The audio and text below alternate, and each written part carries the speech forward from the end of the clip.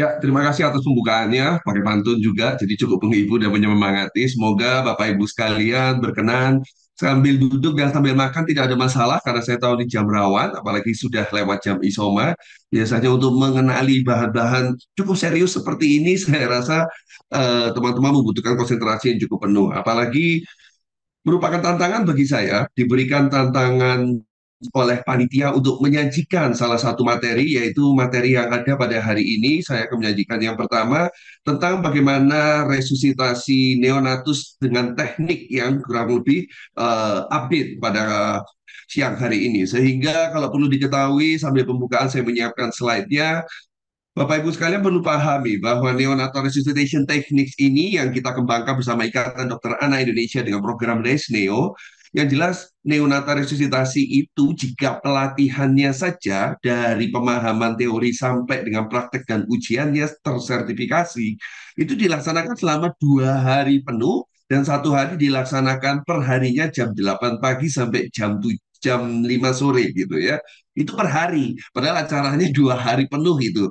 Jadi sehingga saya diberikan waktu oleh panitia selama 1 jam untuk memangkasnya supaya teman-teman sekalian bisa memahami. Sehingga harapan saya sambil makan itu sangat membantu karena prinsipnya kita tahu di dalam keadaan neonatus itu hipoglikemi mengganggu semua fungsi otak. Jadi tidak ada masalah sambil serius dan santai. Saya berusaha memaparkan bagaimana ilmu-ilmu praktis teknisnya. Sehingga mungkin tidak bisa terlalu membahas banyak atau dalam karena ilmunya begitu bagus sekali. Nanti pada sesi diskusi kita bisa membicarakannya lebih dalam mungkin dalam pertanyaan-pertanyaannya.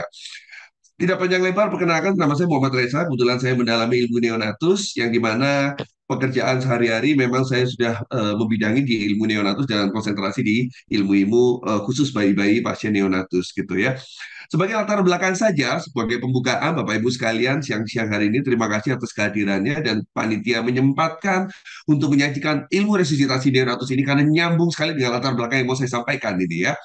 Sehingga kita perlu tahu Indonesia itu merupakan negara yang sangat luas dengan berbagai macam kondisi yang dari Sabang sampai Merauke memiliki perbedaan keunikan masing-masing, termasuk perbedaan alat, kemampuan tenaga SDM, ketersediaan jumlahnya, dan lain-lain, apalagi terutama geografisnya yang cukup berbeda. Sehingga rasanya itu yang menjadi salah satu keunikan kenapa negara Indonesia ini menyumbang angka kematian yang cukup tinggi di dunia ini gitu ya. Jadi bukan menjadi sebuah lelucon, tetapi menjadi sebuah kritisi bagi kita bahwa apa yang bisa kita lakukan untuk mengurangi angka kematian bayi ini. Indonesia menduduki peringkat ke-7 dalam angka kematian neonatus di seluruh dunia dari data WHO yang ada. Prestasi nomor 7 ini tahun 2022 rasanya akan menjadi momok bagi kita jika tidak dijumpai adanya perbaikan gitu. Kalau memang dijumpai ada perbaikan, data-data yang kita lihat beredar itu Indonesia perbaikan kodok gitu ya. Betul, perbaikan gitu. Karena tetapi perlu diingat bahwa semua negara berebut untuk memperbaiki angka kematian neonatusnya. Sehingga semua negara turun, kita pun turun. Tetapi prestasi kita masih nomor 7 di seluruh dunia. Dan angka kematian bayi ini di angka 24 kematian pada 1.000 kelahiran angka kehidupan di tahun 2017. Sehingga kalau dijumpai Bapak Ibu pada data-data Kemenkes yang sudah ditampilkan, mungkin data-data yang ada di vaskes-vaskes Bapak Ibu sekalian dijumpai secara nasional membaik kok, betul. Dan tahun 2019 angka kematian neonatus kita sudah menjadi di posisi angka 15 dari 1.000 angka kelahiran kehidupan gitu. Dan profil ini memang tercatat terbukti membaik gitu. Tetapi yang perlu kita ketahui, yang dilakukan keseharian itu berhubungan dengan kegawatan sampai kematian, selalu berhubungan dan tiga ini yang menjadi masalah. Resusitasi neonatus yang kurang resusitasi neonatus yang kurang dipahami sehingga pelaksanaannya bisa meninggal di waktu fase resusitasi atau bayi baru lahir, atau yang kedua standar transportasi yang tidak dilakukan dengan baik sehingga meninggalnya bisa waktu ditransport juga, atau transportasi itu berhasil ternyata sampai di tempat rujukan atau di rumah sakit perawatan ternyata meninggal. Sehingga ini tiga masalah besar begitu ya. Tetapi bagaimana, kenapa topik resistensi neonatus ini tidak pernah ada habisnya untuk dibahas. Dari dulu sampai sekarang, topik ini selalu pelatihannya paling penuh dan paling laris gitu. Sehingga kita perlu ketahui, backgroundnya dari apa gitu. Untuk memenuhi target di tahun 2030 sehingga target ini semestinya tercapai di angka 12 gitu ya. Tetapi karena kita tahun 2017 tadi sudah datanya sampai di 15, kita kalau bisa mencapainya di tahun 2024 ini kalau bisa 10 gitu ya. Sehingga harapannya tidak mencapai di 12 terlalu lama 2030 karena prestasi kita harus segera menyingkir dari 7 atau 10 besar tadi sehingga kita melakukan percepatan. Dari angka percepatan yang ada ini, kita harus memiliki data dulu. Mau yang di mana perbaiki kalau memang percepatan tersebut. Sehingga dari data tahun 2022, angka kematian neonatus ternyata tertinggi adalah satu BBLR. Sebetulnya istilah BBLR ini sudah mau dirubah karena kalau di downgrade lagi, sebetulnya BBLR itu bukan menjadi momok dalam tanda kutip menyebabkan kematian. Tapi BBLR yang meninggal ternyata yang banyak adalah prematur. Jadi dimaksud adalah prematuritas. Sehingga ini menjadi masih proses untuk merubah dari kata prematuritas yang daripada menampilkan BBLR sehingga mindset kita semua sebagai tenaga kesehatan tidak merasa bahwa BBLR itu suatu momok yang terlalu besar nanti jadinya salah paham bahwa prematuritas yang mendapatkan spesialisasi gitu ya. Kemudian yang kedua ternyata penyebab kematian kedua adalah asfiksia. Nah, disinilah yang menjadi konsentrasi kita. Kok masih ada bayi meninggal dengan penyebab asfiksia? Di mana negara-negara maju kita ketahui dengan tenaga resusitasi yang cukup baik, perlengkapan yang cukup lengkap, tersertifikasi semua tenaga kesehatan yang melayani persalinan gitu. Sehingga asfisia itu sudah tidak menjadi penyebab kematian yang utama ataupun bahkan masih tiga besar. Nah, di tempat kita, Indonesia masih penyebab kedua. Disinilah itu kenapa kita semua pelaku kesehatan dan yang peduli dengan neonatus, apalagi Bapak Ibu sekalian yang memahami dan sangat memberikan pelayanan yang perhatian untuk persalinan bayi baru lahir ini, menjadi sebuah konsentrasi utama. Jangan sampai lagi ada meninggalnya pasien-pasien karena asfiksia. Sehingga resusitasi neonatuslah kuncinya untuk menangani sehingga bayi ini tidak jatuh dalam sampai kematian atau asfiksia berat. Kenapa sih? Itu kalau kita tahu bahwa mungkin mohon maaf di era JKN ya kita pahami, lah kalau sudah kita disuruh usaha, kenapa sih kalau sekarang kita resusitasi itu dianggap klaimnya ikut ibunya gitu ya, sehingga usaha kita tidak dinilai. Bukan. Tetapi yang perlu kita ketahui adalah tugas pendamping dari persalinan yang khususnya merupakan tim neonatus, bukan tim ibunya ya, tim neonatus, itu tugasnya adalah membuat bayi yang dari tidak menangis, yang dari keplek gitu ya, istilahnya tidak bugar, menjadi bugar. Tujuannya tim resusitasi adalah itu. Jadi kalau kita tidak dalam melakukan yang standarisasi, yang kita khawatirkan adalah bayi lahir dalam kondisi tidak bugar, asfiksia, dan semakin asfiksia atau asfiksia tidak perbaikan. Sehingga memang sudah tugas kita untuk mendampingi sesuai Permenkes yang ada gitu. Nah, tapi asfiksia beratlah yang menjadi titik poin utama, perlakuan dan perawatannya menjadi berbeda. Itu kenapa resusitasi itu dilakukan pada bayi-bayi yang tidak bugar merupakan sebuah kewajiban yang dimasukkan dalam pelayanan neonatus esensial. Sehingga itu perawatan termasuk perawatan perlakuan rutin yang di saat awal-awal atau menit-menit awal waktu kelahiran. Sehingga semua petugas yang mendampingi wajib bisa resusitasi. Itu kenapa tidak melihat profesi apapun di setiap pelatihan resusitasi neonatus tidak pernah mencantumkan hanya dokter saja gitu ya, hanya spesialis anak saja gitu. Selalu ada pilihan, ada perawat, ada bidan, ada dokter umum, dan ada dokter spesialis anak. Sehingga yang dimaksud adalah semua profesi apapun dalam persalinan, pendampingi, atau bahkan panggilan pun wajib bisa melakukan resusitasi neonatus. Tidak ada perbedaan. Cuma kita dalam pelatihan ini, nanti bukan dalam pelatihan, maksudnya dalam pembahasan siang hari ini kita akan membahas trik-trik di lapangan karena kita kan tidak ada hands on ya. Sebelum kita memahami lebih jauh apa sih trik yang mudah supaya pemahaman dilakukan resusitasi sambil menunggu sertifikasi atau mungkin yang sudah tersertifikasi bisa sambil refresh update karena kita memiliki beberapa update yang terbaru. Yang awal adalah bayi baru lahir. Bayi dari lahir dari ibunya yaitu melewati dua masalah besar di mana yang merupakan ujian besar bagi seorang neonatus waktu lahir di dunia ini. Jika dia bisa melewati masa transisi dan beradaptasi, maka dia berhasil bisa langsung rawat gabung ibu dengan posisi awal IMD begitu ya. Ini harapannya seperti itu. Bahkan kita tim Resus akan sedikit tertawa. Kalau gitu nggak ada kerjaan dong. Enak kan gitu ya, kita bisa melakukan IMD, apalagi angka IMD ini bisa semakin meningkat gitu. Nah, tetapi sayangnya bahwa kita harus menjamin posisi tersebut, apakah semua baik-baik saja? Tidak. Ternyata ada sekian persen yang lahir, apalagi dengan persalinan penyulit dari ibunya, dengan faktor resiko berbagai macam, ternyata ada yang gagal melewati dari masa transisi tersebut. Dari proses gagal lahir tidak bukan itu, disinilah the first minute, the golden minute ini yang kita memegang teguh bagaimana prestasi seorang tim resusitasi berhasil menyelamatkan masa kehidupannya saat ini dan berhubungan dengan masa depan selanjutnya beberapa tahun kemudian. Sehingga kita menyebutnya dengan the first golden minute. Kalau the first golden hour maka bukannya stabilisasi sampai transportasi. Bayangkan, hitungan 1 menit pertama ini sangat berperan terhadap nasibnya, bagaimana prognosisnya, termasuk masa depannya. Bagaimana hanya untuk menjamin 1 menit itu supaya baik, disitulah pelatihan resusitasi ini sangat bermanfaat. Sehingga kadang-kadang dengan melakukan, tangan ini semakin sering melakukan resusitasi, sebelum kita berpikir, tangan ini sudah bisa bergerak dengan sendirinya. Tetapi ingat, jangan sampai tangan ini bergerak kemana-mana tanpa ada dasar yang kuat. Disitulah pemahaman kita yang sekarang kita bahas, yaitu bagaimana memahami dan bagaimana pada prinsipnya sebetulnya. Karena menghafalkan alur itu kan cukup susah. Apalagi kalau sudah usia-usia 35 tahun ke atas ya. Kadang lupa, kadang blank, wah sudah ditutup aja gitu. Jadi perlakuannya seadanya. Tetapi perlu diingat, jika Anda pahami tanpa perlu menghafal, maka semua itu akan jauh lebih mudah gitu ya. Jadi masa transisi neonatus yang seperti saya sampaikan tadi, jika dia lahir bugar, itu situasinya dia berhasil bisa melanjutkan untuk rawat selanjutnya, rawat rutin gitu ya, termasuk IMD dan rawat gabung. Tetapi bagaimana yang gagal gitu ya? Ini prinsip mudahnya supaya memberi gambaran tidak menghafalkan gitu ya.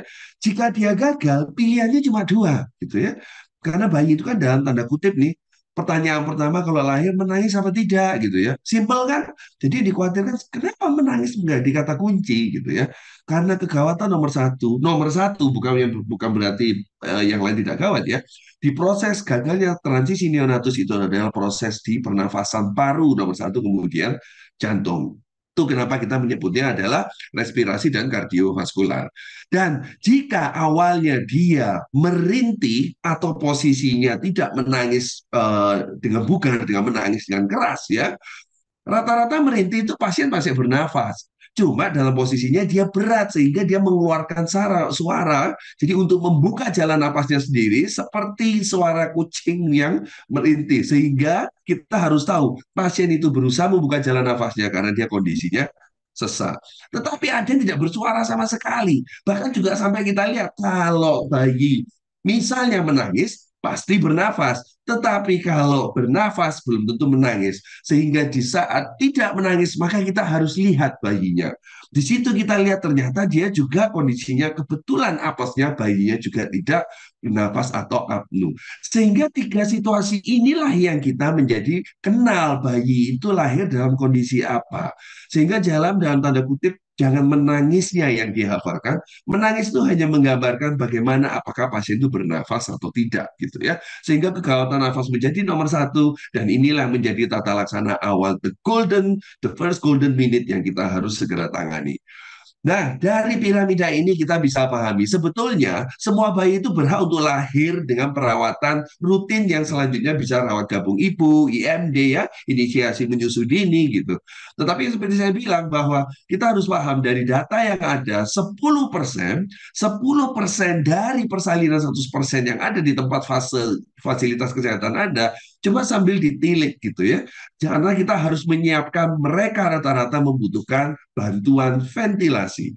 Walaupun mulai dari langkah awal sampai bantuan ventilasi, rata-rata kurang lebih 10%. Tetapi ada kurang dari 1% yang kita tahu sangat amat mengkhawatirkan. Dan ini namanya bisa terjadi kapanpun, namanya apes ya, atau kondisi seperti bom waktu, sehingga kita tidak bisa memprediksi. Kemudian bayi itu lahir membutuhkan resusitasi lanjutan sampai kompresi dada dan menggunakan obat-obatan sampai adrenalin. Gimana dong kira-kira kalau kita memprediksi kurang 1% itu? Sayangnya tidak bisa. Tetapi kita bisa membantu memastikan kira-kira akan lahir kurang lebih bugar atau tidak melalui faktor resiko dari ibunya. Itu kenapa kalau kita lari-lari dalam persiapan sebagai tim resusitasi, kita harus tahu kira-kira musuh apa yang mau kita hadapi. Bayi itu anggap seperti musuh kita. Dia lahir dalam posisi nanti seperti apa? Alamat tidak bernafas dan membutuhkan alat bantu nafas sampai dengan resusitasi lanjutan, atau cukup alat bantu nafas dengan awal saja, kan dia akan bisa bernafas dengan baik, membantu untuk melewati masa transisi. Atau dia akan baik-baik saja. Prediksi itulah yang kita dapatkan dari ibunya. Sehingga dari ketidakjelasan kondisi bayi yang lahir dengan bisa dalam kondisi yang kurang dari 1%, atau dalam area yang 10%, atau bahkan dia baik-baik saja, tidak jelasnya prediksi seperti ini itu kenapa semua bayi proses waktu lahir dari persalinan wajib didampingi tenaga kesehatan. Kok dulu nggak ada ya gitu ya? Dulu pakai dukun aja bisa gitu ya gitu. Ya mungkin juga dukun-dukun dulu bisa resusitasi mungkin ya. Tapi kita tahu bahwa semakin ke zaman kita harus pahami dengan perkembangan zaman yang ada, penyakit semakin bermacam-macam. Kondisi ibunya pun semakin bermacam-macam, bahkan dengan riwayatnya yang berbeda-beda, beda dengan kondisi penyakit seperti zaman dahulu. Variasi inilah yang membuat situasi bagaimana kualitas bayi yang dilahirkan berbeda-beda, gitu ya. Sehingga kita masuk terhadap topik inti, yaitu itulah yang dinamakan resusitasi neonatus untuk menghandle bagaimana kondisi bayi yang tidak jelas waktu lahir, prediksinya juga bisa sangat-sangat tidak sesuai dengan apa yang kita harapkan. Resusitasi neonatus sebenarnya simpel sih. Kalau ngelihat alurnya, nanti akan saya perlihatkan, kan cuma satu lembar aja gitu ya. Tapi kenapa bertahun-tahun itu menjadi masalah, apalagi kematian yang sampai menyebabkan asfiksia gitu ya. Sehingga proses langkah tindakan yang cukup sistematis itu, sebetulnya jika dilakukan semakin rutin, tidak dijauhi dan tidak ditakuti, dan semakin sering melakukan dengan pendalaman yang cukup banyak, Anda tidak perlu ragu, Anda malah siap menghadapi bayi ibu akan lahir dalam bentuk apapun. Sudah tidak fase menghafal lagi, karena betul-betul sudah paham dan pengalaman sering melakukan. Karena terbukti dari beberapa pelatihan dan jenis level sertifikasi yang ada, apalagi Resneo Indonesia ini sudah launching sejak tahun 2000-an, ini sudah membuktikan dan memang sudah memperlihatkan mau tersertifikasi, mau sering ikut seminar gitu ya, atau pelatihan in-house training gitu ya, terbukti jika 3 bulan saja tidak melakukan secara rutin dan intens, maka dipercaya semua kualitas yang dilakukan resusitasi menurun. Padahal tersertifikasi, sertifikasi akreditasi kan kadang tiap 3 tahun sampai 5 tahun ya di rumah sakit diakreditasi gitu kan.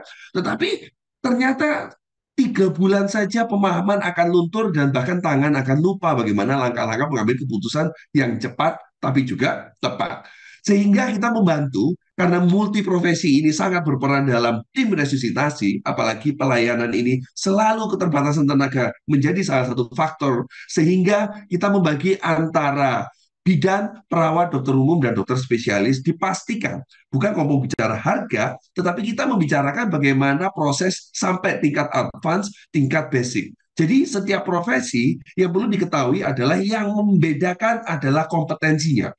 Sehingga nggak bisa nanti dalam suatu saat ada kasus yang sudah prediksinya bagus, data ibunya diketahui lengkap, ternyata dia sangat berisiko untuk bayinya lahir, termasuk salah satunya extremely prematur ya, taksiran berat janin 900, kemudian usia kehamilannya 27 minggu, nggak bisa main-main sehingga ya yang berangkat seperti biasa, karena yang jelas itu prediktornya sudah semakin jelas, sudah data lengkap, pasti outcome-nya yang diperkirakan sangat amat berisiko atau kritis jelek gitu ya, sehingga kompetensi yang berbicara nanti berhubungan dengan kelompok mana yang berangkat sesuai prediksi informasi dari kondisi intrauterin dan dari ibunya gitu ya.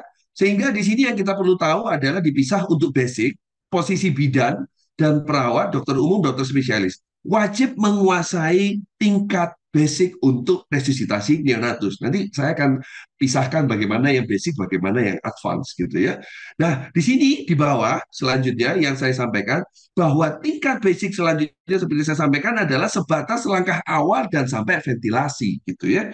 Sehingga kita tahu proses dari profesi bidan, perawat, dokter umum dan spesialis semua wajib bisa basic, maka semua wajib bisa melakukan langkah resusitasi secara mahir, yaitu dari langkah awal sampai ventilasi, gitu ya. Nah, yang berbeda di sini nih ada kompetensi dokter umum dan spesialis di tingkat advance. high. Jadi kemampuan kompetensinya lebih tinggi bukan karena lebih pintar, bukan dokter jadi so pintar ya, cuma memiliki kompetensi secara hukum yang berhak melakukan. Karena berhak, maka diwajibkan bisa. Kalau kita melakukan satu tindakan registrasi tingkat advance yang wajib dikuasai oleh dokter umum dan spesialis, termasuk mulai dari langkah awal, ventilasi, sirkulasi obat-obatan, resusitasi pada kondisi khusus, stabilisasi, dan transportasi. Sehingga posisi inilah yang membantu kapan mereka bisa turun, kapan bisa cukup tenaga bidan atau perawat. Sehingga tidak bisa sekedar menurunkan saja tanpa mengetahui informasi ibunya atau informasi intrauterinya dulu gitu ya. Ini beda untuk instruktur, jadi provider ini adalah mendapatkan sertifikasi yang dengan ujian. Sehingga jika Bapak Ibu sekalian sesuaikan profesinya, minimal Anda harus bisa serat bidan dari perawat, langkah awal sampai ventilasi. Nanti selanjutnya untuk dokter umum dan spesialis wajib menguasai semuanya gitu ya. Dan ILCOR merupakan menjadi salah satu referensi bagaimana resusitasi neonatus yang beredar di Indonesia oleh IDAI. Jadi sehingga kita tidak dibuat-buat. Kita bukan mengarang-arang gitu ya. Kita ada guideline-nya di sini yang sudah diakui oleh ILCOR. Sehingga kita mengadop bagaimana posisi Indonesia dengan keterbatasan-keterbatasannya. Sehingga di sini ada rekomendasi-rekomendasi nanti saya kira bisa dibaca. Dan disinilah sudah berdiri sejak tahun 2012. Pedoman resusitasi neonatus itu akhirnya launching by Ikatan Dokter Anak Indonesia gitu ya. Begitu banyak sebetulnya pelatihan resusitasi neonatus. Tapi karena kita berdiri di Ikatan Dokter Anak Indonesia yang kebetulan semua dokter anak tergabung sehingga memiliki tanggung jawab untuk menyamakan visi dan misi. Walaupun banyak pelatihan lain yang itu hak Bapak sama Ibu, pada intinya sama, cuma kalau memiliki visi misi dan pemahaman yang sama dan seragam akan jauh lebih mudah gitu ya. Dan ini diperbarui setiap 5 tahun sekali gitu ya. Kita rutin sudah melakukan perbaruan. Sehingga ibu-ibu, bapak-bapak sekalian, dokter-dokter juga bisa melihat jika yang masih tertempel grafik resusitasi neonatus seperti ini, yang dibaca masih buku-buku yang kurang lebih masih mencantumkan pedoman-pedoman modul resusitasi seperti ini adalah tahun 2013. Warnanya khas, bentuknya khas. Jadi tolong, sudah waktunya diupdate, boleh digantikan dengan apakah diganti yang ini? Ya, ini kelihatan masih pucat ya, gitu ya. Perbedaan di warnanya sebetulnya sedikit lebih ruwet dan bacanya lebih rumit gitu.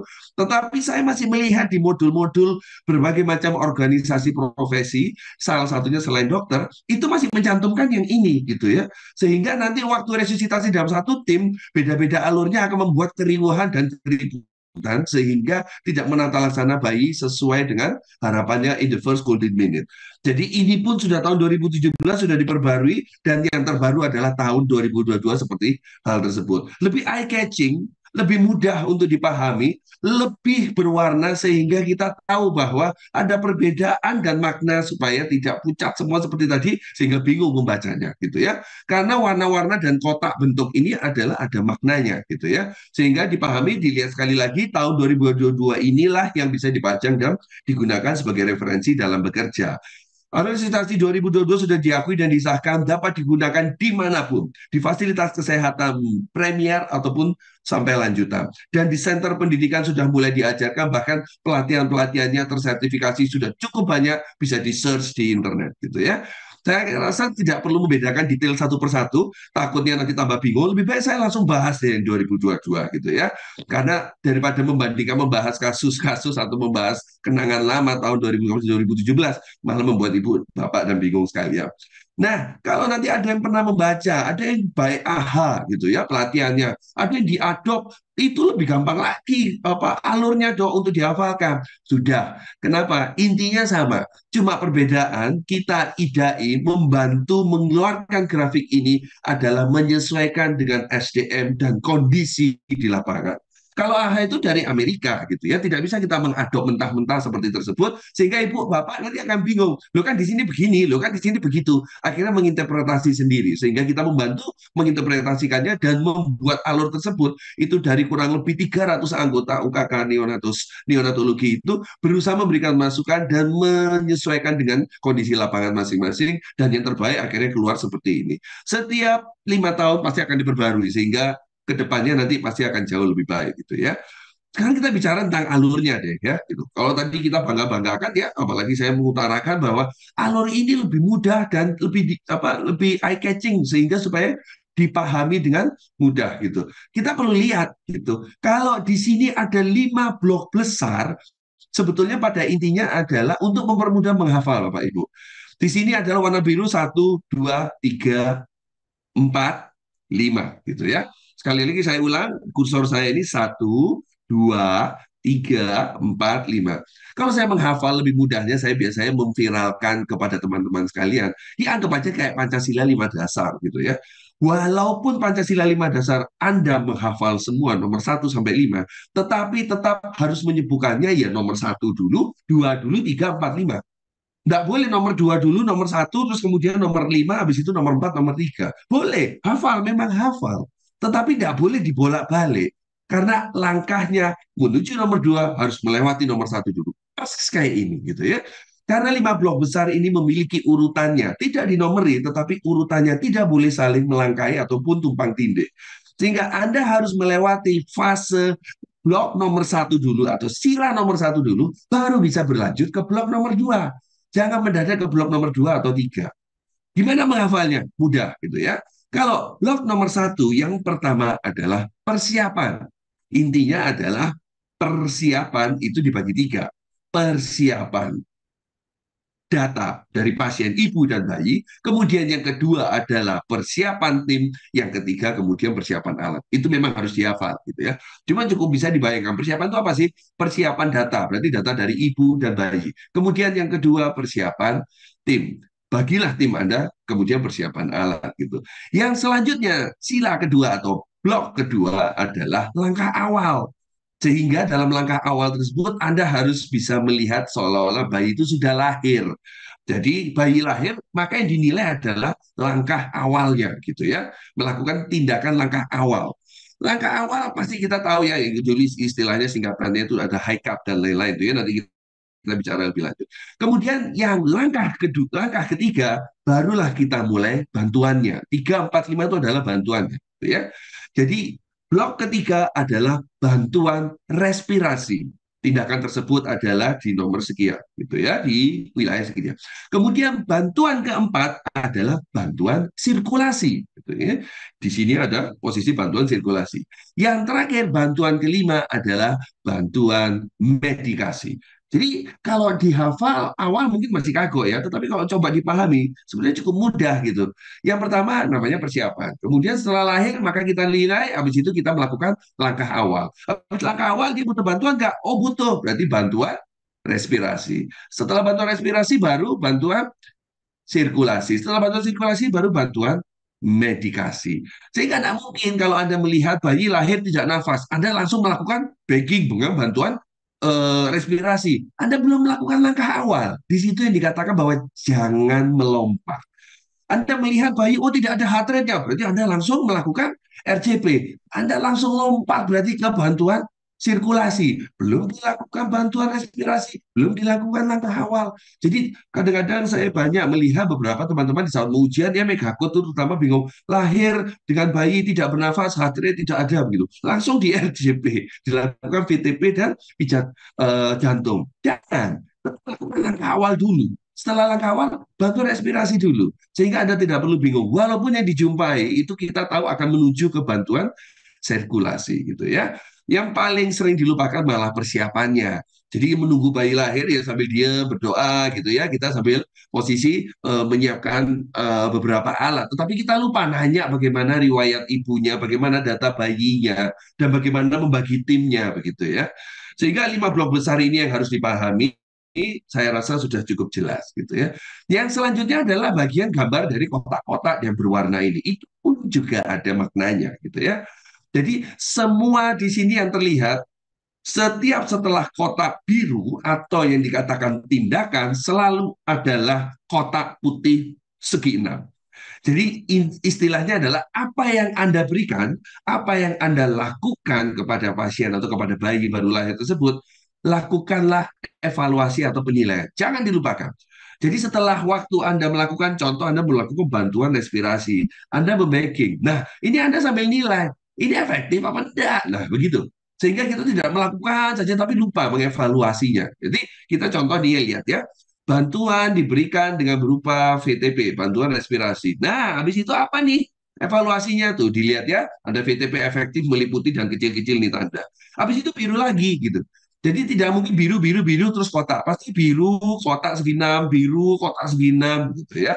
Sehingga itu pasti selang-seling. Hanya untuk memastikan bahwa di saat kita melakukan tindakan resusitasi, kita tahu apa yang kita nilai, apakah yang kita berikan ini efektif atau tidak. Ya. Di sini kotak biru adalah tindakan resusitasi, artinya ya. Kalau hijau maka langsung lanjutkan perawatan bersama ibu mulai IMD dan lain-lain, rawat lanjutan. Kalau yang merah yang sudah jelas selesai di akhir resusitasi adalah perawatan pasca resusitasi atau stabilisasi. Kita tidak membahas bagaimana perawatan pasca resusitasi atau stabilisasi. Kita juga tidak kita tidak membahas bagaimana rawat gabung bersama ibu itu apa aja langkah-langkahnya. Yang murni kita bahas adalah kotak biru dan kotak putih gitu ya. Nah, kita bahas mulai dari sepertiga awal dulu karena yang kita zoom ini adalah mulai dari blok pertama atau sila ke satu gitu ya. Yaitu nomor satu persiapan. Ini yang sering dilupakan sehingga persiapan tidak matang sehingga kita tidak tahu yakin apa tidak tim yang diberangkatkan yang mana atau tidak merasa diri kita ternyata harus berangkat gitu ya. Nah, yang dilakukan pertama kali adalah konseling antenatal dalam fase persiapan. Selanjutnya pembagian tugas dan tim persiapan alat gitu ya. Konseling antenatal itu apa sih gitu ya? Konseling antenatal yang perlu kita ketahui, yang penting Anda dapatkan sebanyak mungkin data ibunya dan data bayinya. Jadi harus cerewet memang. Modal rencana persiapan gitu ya, persalinan baru rujukan dari puskesmas sudah sampai di UGD. Siap berangkat ke sana. Nggak tahu apa yang mesti berangkat, siapa yang harus berangkat. Nanti giliran bayinya lahir, kondisinya tidak bugar dan ternyata prematur, bingung baru cari peralatan atau baru bingung mencari siapa yang mau intubasi. Sehingga hati-hati sekali. Keberangkatan semuanya dipersiapkan termasuk dari anggota tim peralatan dan skillnya. Gitu. Dan ini dimulai dari prediktor konseling antenatal. Faktor penyulit maternalnya kita lihat apakah memang ada ketuban pecah dini sebelumnya, apakah ada hipertensi, diabetes dalam kehamilan, atau infeksi menjelang kehamilan, itu kita tanya seperti biasa. Pastikan Anda mendapatkannya. Kemudian faktor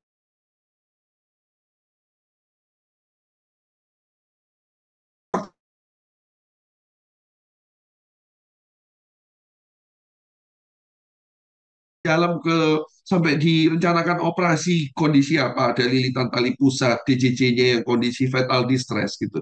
Sehingga minimal kalau kita mau secara mudah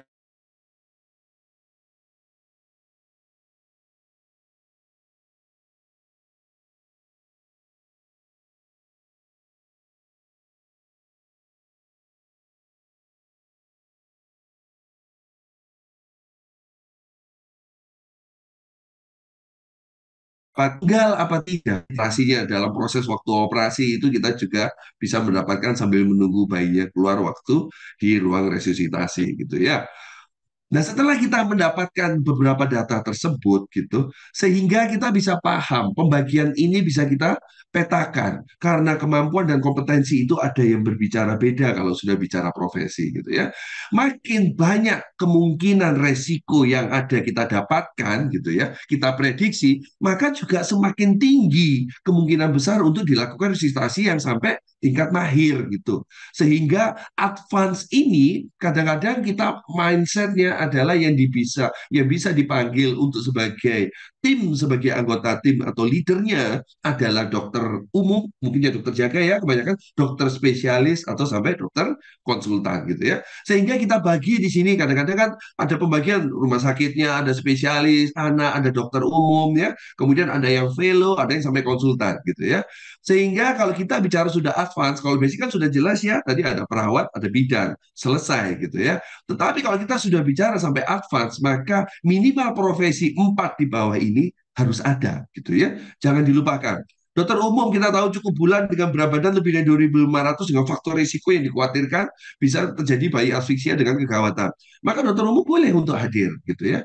Tetapi kalau dokter spesialis anak itu harus hadir yang kurang lebih taksirannya minimal minimal 35 minggu dan 1.800 gram itu sudah nggak bisa dokter umum lagi sehingga sudah waktunya manggil dokter anak gitu ya. Kemudian ada fellow neonatologi sehingga beliau-beliau yang mendalami secara singkat ya sehingga tata laksana awal kegawatan bisa dikuasai yaitu pada berat badan yang minimal 1000 gram dengan usia kehamilannya 28 minggu. Karena konteks dalam tata laksana resusitasi kondisi khusus batasnya di sini nih. Nah, di antara dokter spesialis anak sama fellow. Disinilah kondisi khusus sudah mulai masuk. Yang di sini yang jelas ya semua konsultan neonatus wajib bisa menghandle semua kondisi ini. Tetapi pada intinya adalah kalau ditempatkan belum tentu ada konsultan neonatus semua ya, minimal pembagian di kondisi khusus di tengah di sini Bapak Ibu sekalian bisa memastikan kalau memang tidak ada neonatologi maka bisa diinformasikan pada manajemen rumah sakitnya ada nggak yang pengen velo gitu ya sehingga tata laksananya bukan sekedarnya lahir habis itu nggak ujuk-ujuk dirujuk seperti yang tadi akhirnya yang saya sampaikan resusitasinya tidak maksimal ternyata.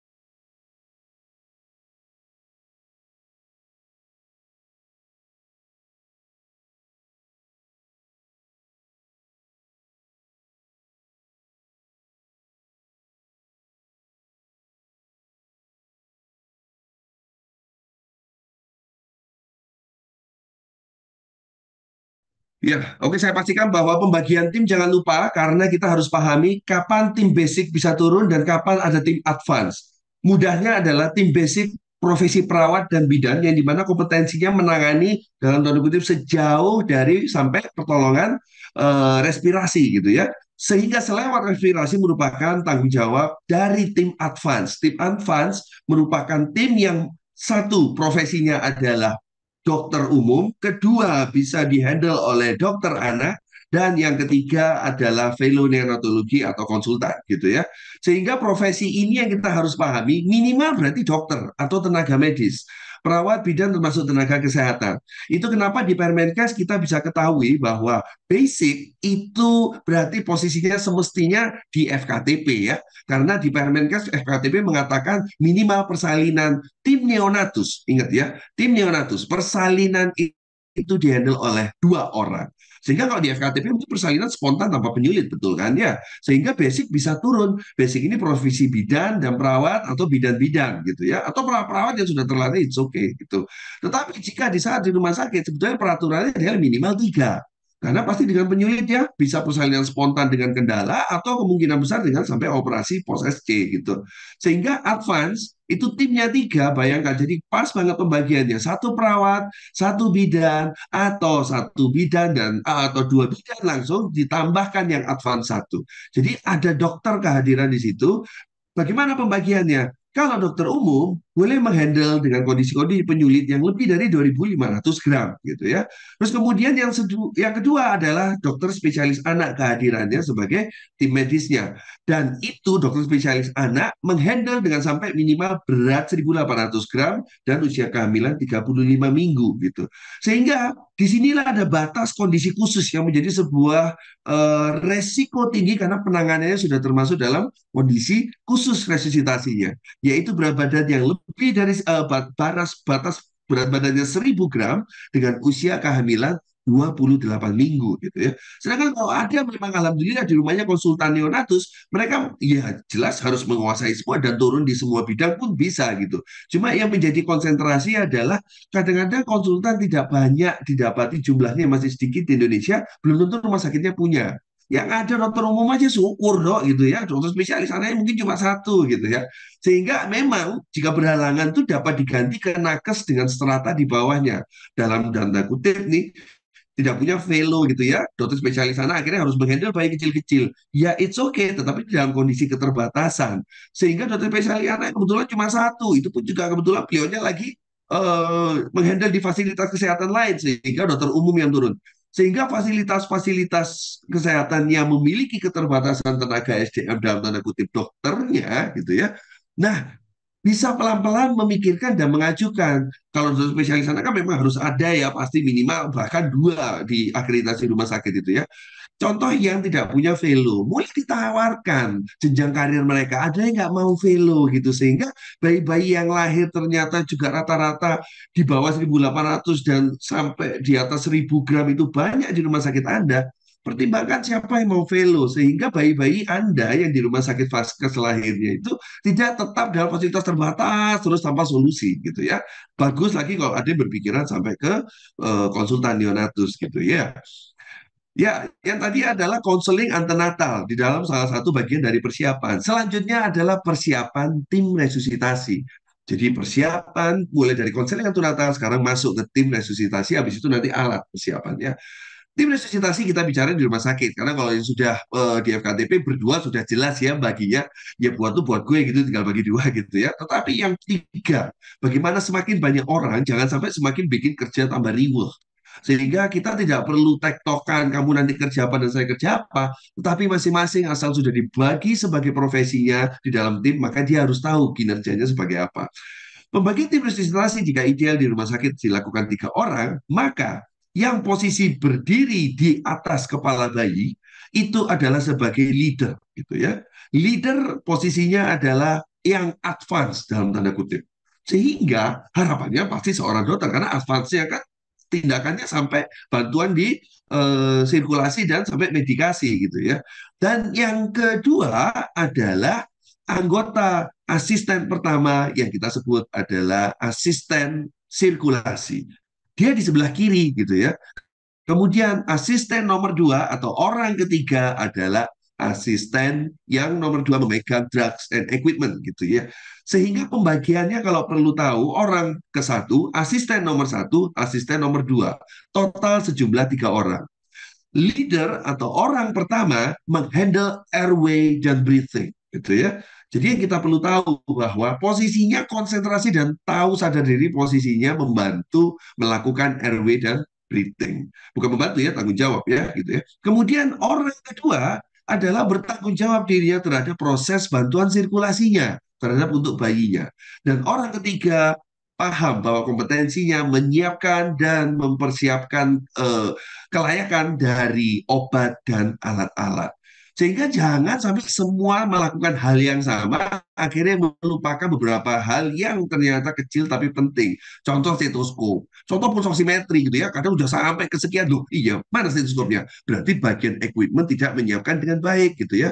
Ternyata waktunya RJP gitu ya, yang equipment meng-RJP, kemudian yang leadernya melakukan proses sambil bagging gitu ya. Yang sirkulasi bingung mau ngapain, ternyata belum dinyalakan oksigennya. Mestinya dia yang melakukan kompresi dada, yang equipment jadinya bisa melakukan mempersiapkan oksigen. Sehingga itu sering terjadi dan tidak standar resusitasi, sering banyak yang kelewatan dan kelupaan karena tidak memahami posisi dan tugasnya masing-masing gitu ya. Dan sebelum bayi itu keluar, yang terbaik adalah jika ada waktu dari hasil konseling antenatal, jadi kita melakukan debriefing gitu ya. Jadi briefing itu kita berusaha sedikit mensimulasikan. Nanti kira-kira kalau bayinya diprediksi lahir akan kesulitan bernafas atau tidak bugar. Nanti pada awalnya Anda melakukan proses penghangatan dari awal, anda membersihkan, dan saya mulai memastikan bagaimana kebutuhan alat bantu nafasan. Nah, itu mulai disimulasikan sambil menunggu bayinya keluar daripada kita ngobrol gitu ya. Sehingga posisi tersebut akan sangat mempermudah tidak berebut waktu bayinya keluar betulan. Itu namanya briefing. Jadi pastikan yang terbaru itu adalah sempat melakukan briefing gitu. Dan di saat bayinya keluar beneran, maka tindakan terkoordinasi dengan baik ini akan menyelamatkan bayinya sehingga bisa dilakukan secara simultan karena kan kita tahu ya langkah awal itu kan high ya. Lalu semua menunggu dihangatkan padahal yang lainnya juga bisa melakukan atur posisi sehingga simultan itu untuk mempercepat dan memperpendek waktu karena di 30 detik pertama itu sudah bukan melakukan high tapi di alur yang baru 30 detik pertama Anda harus sudah tahu pasien ini membutuhkan bantuan respirasi atau tidak atau langkah ketiga. Setelah langkah awal kan bloknya blok ketiga atau sila ketiga gitu ya. Sehingga kecepatan diperlukan dengan kerjasama tim ini gitu ya. Selanjutnya adalah persiapan alat gitu. Tadi persiapan tim sudah, sekarang persiapan alat. Saya kira persiapan alat ini cukup susah kalau mau dihafalkan. Sehingga yang mempermudah supaya Anda tidak gelagapan dan waktu bayinya lahir betulan sibuk mencari kiri kanan, Itulah kenapa kalau mau membantu posisinya supaya mudah, buatlah checklist, taruhlah di tempat troli emergency, setiap pagi, setiap shift dicek kelengkapannya. Jadi nanti waktu resusitasi mau datang, kasusnya sudah mau lahir, Anda tinggal bawa tas itu atau dorong lemarinya atau lemarinya sudah ada di ruang resus, maka di saat Anda butuh tinggal keluarkan.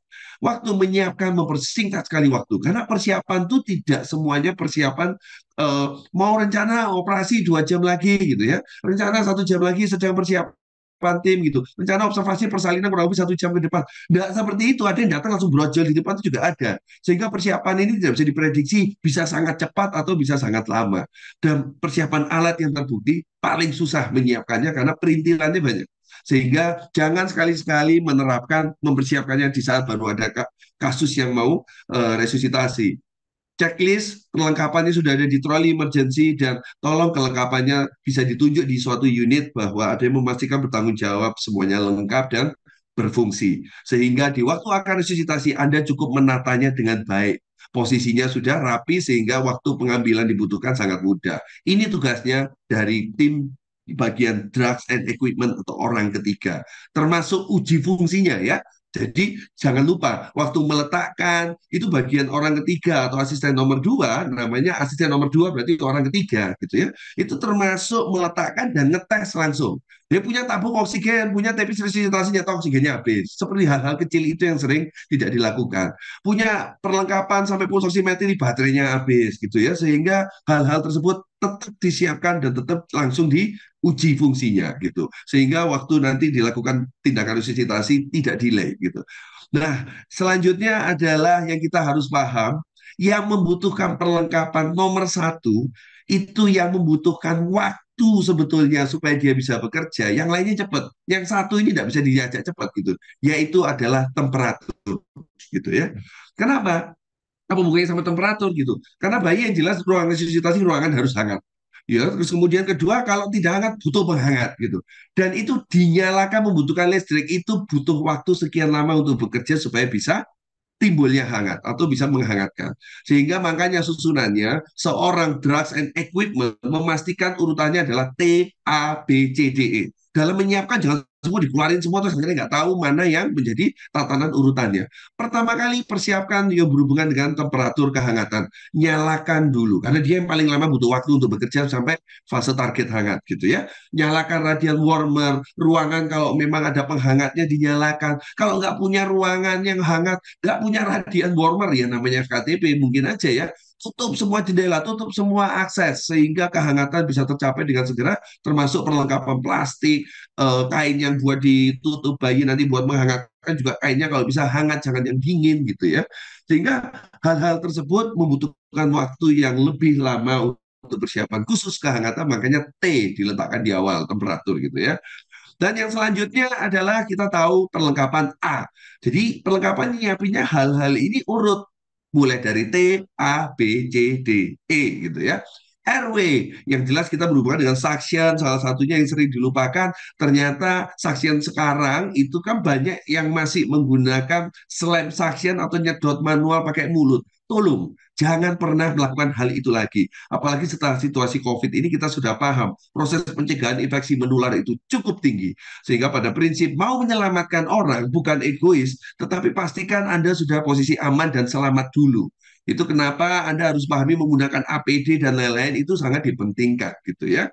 Jadi gunakanlah yang mesin. Jadi pastikan di saat menyalakan itu ada tekanan yang cukup tinggi karena satu mesin biasanya dipakai untuk bisa semua pasien sampai dewasa. Jadi tekanan pastikan hanya minim 80 maksimal sampai 100 mm Hg. Itu PSI yang biasanya dicantumkan secara internasional itu dicoba. Oh bisa nyedot. Settinglah kemudian di 80 untuk prematur, 100 maksimal untuk aterem gitu ya. Terus perlengkapan breathing. Ini yang paling mudah tetapi kadang-kadang tidak ideal. Kenapa? Yang dibutuhkan sesuai dengan kondisi pasiennya. Bayinya sudah taksiran kehamilan 28 minggu. Nah, alat bantu nafasnya jangan yang sungkupnya segede gaban, gitu ya. Sehingga data konseling antenatal sangat penting dihubungkan dengan persiapan alatnya. Jadi nggak perlu semua dikeluarkan juga, tetapi yang minimal menyerupai seperti data yang disampaikan atau didapatkan itu. Breathing mulai alat bantu nafas mungkin ini cukup mudah dengan bentuk gambar ya. Contoh, Banyak yang masih menjumpai di fasilitas terbatas kita menggunakan namanya balon mengembang sendiri. Ya kan? Yang kita ngomong bagging lah mudahnya. Ini kalau dipencet balonnya kan gelembung sendiri. Nah, itu makanya namanya balon mengembang sendiri gitu. Tetapi kalau selama masih Anda menggunakan ini, akuilah bahwa Anda berarti masuk dalam fasilitas terbatas. Percaya saya, menolong ini banyak kekurangannya, tetapi untuk zaman dulu, alhamdulillah daripada tidak. Tetapi karena zaman semakin maju, perlengkapan dan peralatan pun semakin maju, gitu ya. Yang selanjutnya ada yang cukup baru, yang kurang lebih biasanya Bapak Ibu sekalian pernah lihat nih dokter-dokter anestesi suka megangin kayak balonnya itu biasanya bisa kemput-kemput gitu ya. Nah, itu dia membutuhkan support oksigen dan tekanan dari sentral ataupun dari tabung supaya bisa mengembang. Karena itu murni kayak balon harus ditiup dulu, tapi kan kita nggak niup. Ini hubungannya dengan sentral oksigen atau tekanan. Sehingga tetap dia membutuhkan oksigen untuk mengembang. Namanya balon tidak mengembang sendiri gitu ya. Dan yang terakhir, yang teknologi semakin maju, ini adalah yang paling baik, namanya TEPIS resusitasi. Ini yang harapannya bisa memberikan support bantuan respirasi terbaik untuk di fasilitas kesehatan Anda. Minimal kalau sudah punya ini, ya ideal lah untuk alat bantu nafasnya gitu ya, untuk resusitasi yang jelas gitu. Kenapa? Kelemahan dari alat ini yang perlu kita ketahui adalah dia menghasilkan tekanan pada awalnya saja namanya PIP. Jadi positive inspiratory pressure. Tetapi sayangnya alat ini tidak bisa menghasilkan PEP. PEP itu adalah positive and expiratory pressure. Jadi PIP waktu inspirasi maka tekanan membuka paru. Tetapi namanya PEP ekspirasi maka paru akan kempes dan udara akan keluar tekanannya gitu ya dari paru-paru. Dan ini kebanyakan pada prematur. Kalau andai paru-parunya memang belum matang surfaktanya karena prematuritas dari paru tersebut, di saat dia ekspirasi jeblet paru-parunya akan nempel lagi untuk tarik nafas maka akan jauh lebih susah. Maka akan diberi tekanan PIP lebih tinggi lagi untuk inspirasinya. Dan itu membuat paru mengembang dan menutup, nempel lagi, mengembang lagi, tarik nafas dari bayi, makanya dilihat, jadi dia seperti gasping. Itu membuka, karena tarik nafas, begitu tarik nafas, tekanan yang diharapkan masuk, disitulah dia berusaha terlalu kuat, malah dia jadi apnu karena terlalu lelah. Jadi bantulah dia setelah dia tarik pertama PIP kita berikan tekanan, kemudian kita berikan tekanan akhirnya setelah expirasi PEP. PEP itu jadi kurang lebih diberikan misalnya kita setting di angka 6, maka dia akan menyisakan 6 mm Hg sisa sehingga tidak sampai nempel. Persis kayak balon. Kalau sudah nempel susah untuk bisa dikembangkan lagi. Sehingga nafasnya akan enak, tidak membuat bayinya sempoyongan atau sampai kelelahan sampai apnu. Itu kelebihan alat ini kelebihannya alat ini bisa memberikan PIP dan bisa memberikan PEP namanya TEPIS resusitasi. Sedangkan ini hanya bisa memberikan PIP saja. Nah ini kok ada PEP-nya dok? Nah sayangnya di saat Anda beli satu set, tidak dapat katup ini gitu ya. Anda harus beli ekstra lagi. Itu pun cuma dapat satu angka. Yang angka nomor 5 satu katup. Nanti PEP nomor 6 ganti katup lagi, beli lagi. Jadi kalau di total, harganya juga sama aja mahalnya. Memang lebih mahal ini dikit, tetapi sekalian daripada itu, gonta-ganti pasang lepas dan membersihkannya cukup susah sehingga gunakanlah TP resusitasi. Harganya mahal tuh ini masih belum nyampe gitu ya. Posisinya kita masih pengajuan. Oke lah, kalau gitu kalau bisa di Jackson List dulu deh gitu ya. Kita tahu bahwa Jackson List ini karena membutuhkan tabung oksigen, apalagi yang stabil, kalau bisa yang sentral. Tapi kalau yang tabung oksigen biasa bisa, tetapi di saat habis, maka Bapak Ibu akan bingung. Balon ini mendadak tidak bisa mengembang sendiri sehingga posisinya tidak berfungsi mendadak, persis kayak listrik mati jebret gitu ya.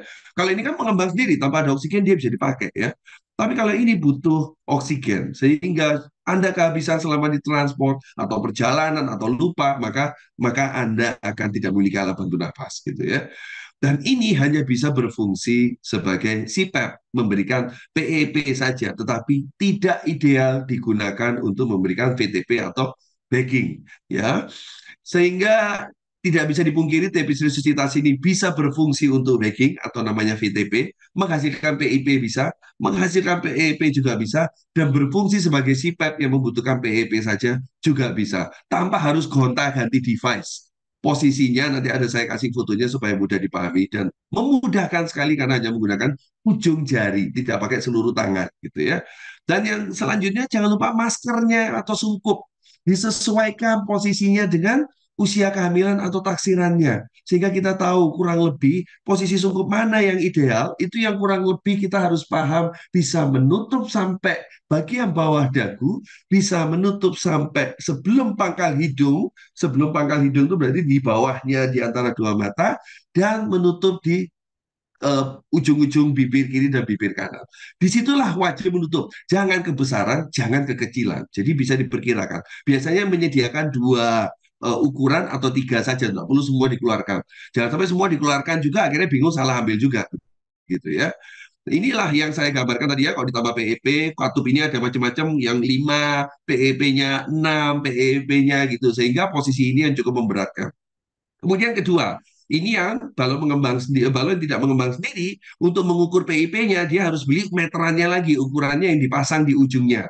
Belum lagi ditambah oksigennya kalau habis. Cukup ruwet menurut saya. Tetapi ini masih mending daripada yang Anda lakukan daripada menggunakan VTP ini ya untuk baggingnya gitu. Kenapa? Ini nggak bisa berfungsi sebagai CPAP. CPAP itu hanya PEP saja. Tapi kalau ini CPAP bisa digunakan sebagai bantuan untuk alat bantu nafasnya. Kalau ini nggak bisa CPAP. Jadi kalau sudah punya ini, belum mampu beli tepis, maka belilah ini gitu. Kalau ini kan kebanyakan pasti semua fasilitas kesehatan wajib punya kan. Bukan berarti ini dibuang, tapi selama belum punya tepis, ini disimpan, kemudian nambah ini. Ini harganya cukup terjangkau ya, yang jelas di bawah 1 juta. Tetapi tujuannya adalah Anda punya alat tepis ini semestinya gitu ya.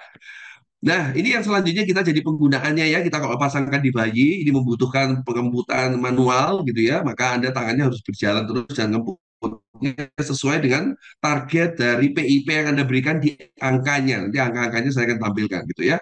Jadi di sini Anda harus lihat terus posisinya juga ini sambil ngemput. Jangan lupa dan tabung oksigen ini kalau tekanannya tambah turun, ini juga ikut turun nih. Karena tekanannya ikut sudah mau habis. Anda ngemputnya semakin ngoyor. Sehingga koordinasi dari 3 titik ini sangat diperlukan kejelian. Apalagi dalam transport cukup menyusahkan gitu ya. Terus kemudian di sini kita lihat kalau Anda mau masih menggunakan balon yang mengembang sendiri dan posisinya sebagai resusitasi, kita tahu bahwa resusitasi pada bayi itu tidak diperkenakan sudah langsung menggunakan oksigen 100%. Sehingga oksigen itu peraturannya harus digunakan sesuai kebutuhan gitu ya. Ini salah satu kelebihannya adalah jika Anda mau menggunakan VTP, penggunaan VTP tersebut bisa digunakan yaitu satu, jika tidak nyambung oksigen sama sekali, maka menggunakan oksigen udara yang ada di lingkungan bisa. Memang oksigen 21% namanya. Kita bernafas dengan oksigen ini kan 21%.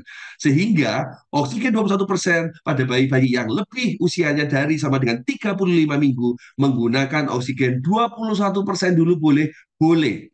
Selama saturasi oksigennya nanti perlahan mencapai sesuai target, nanti akan saya paparkan gitu ya. Alat ini jangan lupa, jangan segera langsung dipasang ke oksigen menjadi 100% ke tabung nanti jadinya. Belum 100% boleh. Karena bayinya ternyata setelah dipasang pulsasimetri, bayinya ateram, oksigennya tercapai kok. Cuma dia membutuhkan bantuan CPAP, PEP, atau sampai VTP begitu ya. Kemudian yang selanjutnya di sini, kita melihat bahwa kalau misalnya ternyata target saturasi oksigen tidak tercapai dengan sudah penggunaan balon mengembang sendiri ini dengan oksigen ruangan, maka Anda bisa menyambungkan ke tabung oksigen atau dari sentral gitu ya. Tetapi di sini jangan dipasang reservoirnya. Biasanya ada kayak balon atau selang gitu ya. Sehingga jika dipasangkan dari selang menuju baggingnya, maka ini bisa mencapai oksigen 40%. Nggak bisa diatur lagi, sudah mentok 40%. Nggak bisa jadi 30 gitu ya, nggak bisa jadi 50 gitu, nggak bisa. Kebetulan sudah dihitung dengan kadar tersebut mencapainya 40% gitu ya.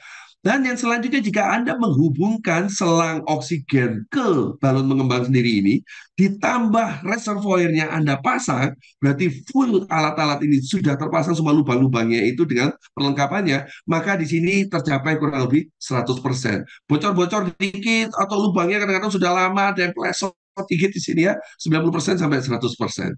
Kapan? Biasanya yang jelas RCP indikasi oksigen fraksinya 100%. Jadi jangan mendadak langsung dipasang jebret gitu. Bayinya akhirnya langsung mendapatkan oksigen 40%. Atau yang sudah terpasang sampai reservoirnya langsung diterima 100%. Ini yang paling bahaya terutama pada bayi prematur. Sehingga menjadi resiko untuk retinopathy of prematurity gitu ya. Tetapi posisinya kalau Anda menggunakan balon tidak mengembang sendiri, ya melengkapi dari itu tadi VTP yang untuk balon mengembang sendiri. Kemudian Anda pakai yang ini balon tidak mengembang sendiri. Anda sambung ke oksigen untuk supaya bisa jadi CPAP gitu ya. Kalau CPAP yang jelas terpasang posisi kepada bayi tidak perlu dikemput ya. Sama sekali tidak perlu dikemput karena kita hanya membutuhkan PEEP-nya.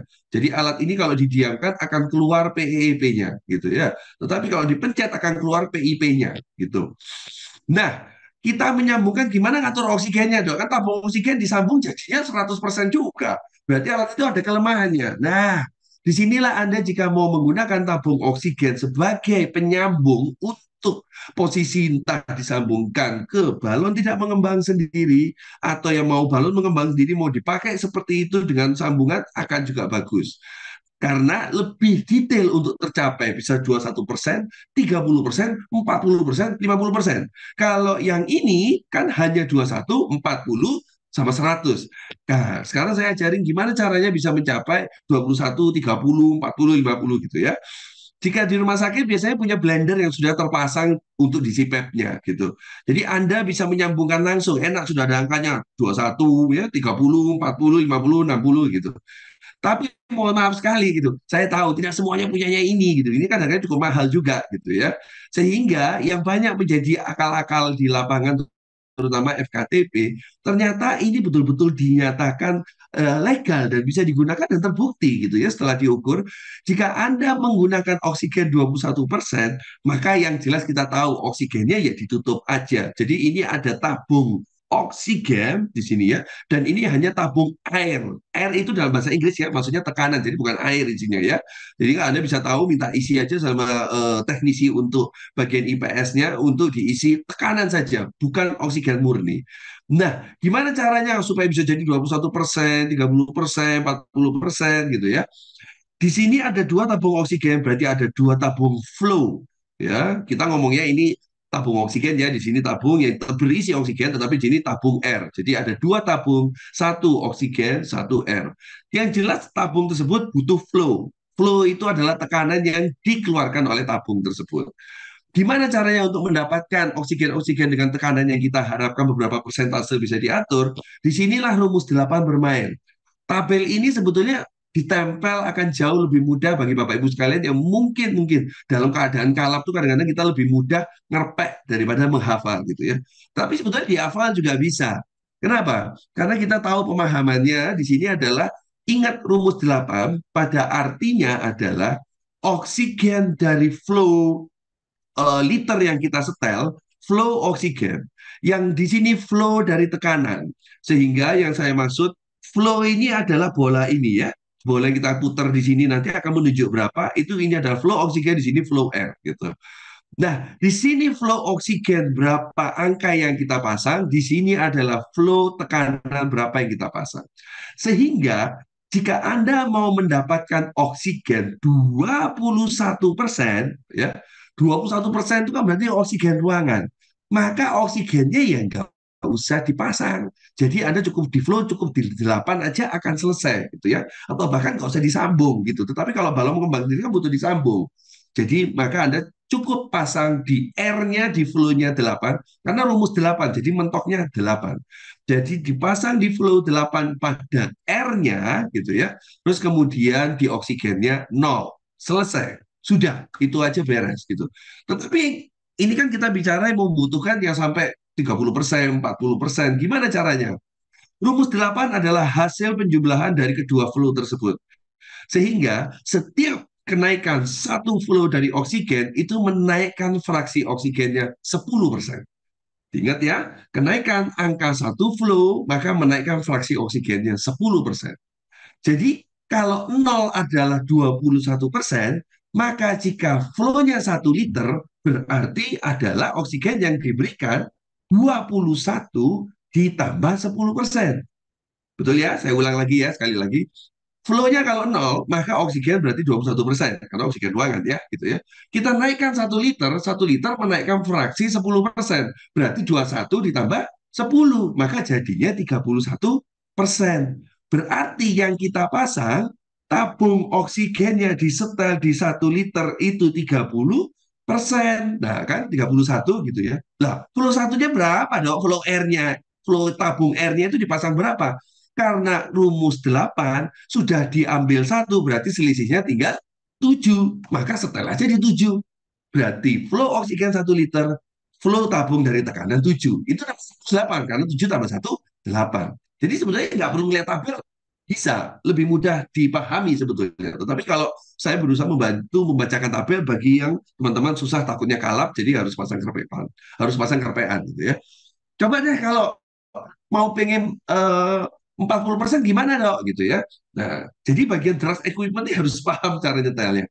Kalau mau yang dicapai 40% gitu ya, berarti selisihnya kan butuh 20%. Kenapa fraksi oksigennya 20%? Karena oksigen udara ruangan sekali lagi 21. Untuk mencapai 40 kan berarti butuh 20.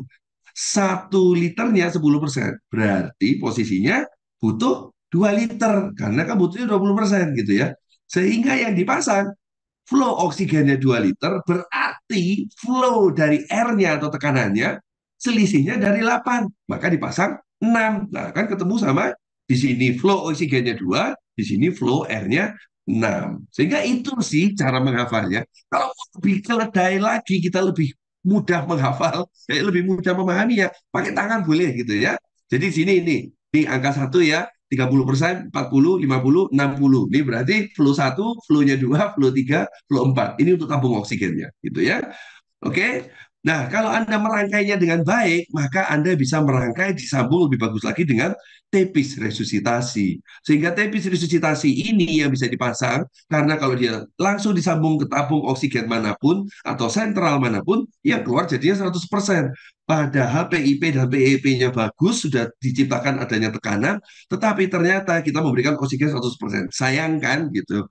Itu kenapa Indonesia keren nih, bisa memproduksi produksi yang lokal, punya warga negara Indonesia sendiri, yang sempat sama Prof. Rina juga di promosi, dipromokan bagaimana cara penggunaannya sehingga sampai menjadi juara suatu peralatan inovasi Indonesia yang penggunaannya ternyata tidak perlu pakai dua tabung R, seperti tidak perlu pakai dua tabung R dan tabung oksigen, tetapi dia di dalamnya sudah ada kompresornya sehingga bisa mengambil udara dari luar kalau penggunaannya 21%, sehingga tidak membawa tabung ini keliwir-keliwir lagi, membawa yang cukup berat gitu ya. Tetapi untuk merek internasional atau produksi luar negeri harus tetap menggunakan dua tabung jika tidak memiliki blender atau oksigen blender yang kayak di foto tadi begitu ya.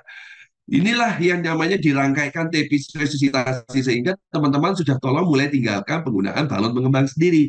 Minimal punya tepis resusitasi, yaitu salah satu bentuk dari ini, harganya lebih terjangkau, produk lokal, punya kompresor lagi di dalamnya, sehingga ini cukup kuat dan tangguh. Saya pengalaman menggunakan ini sendiri sampai di lokasi-lokasi bencana, karena saya bertugas sebagai satgas bencana juga, dan cukup tangguh walaupun juga posisinya produksi lokal gitu ya.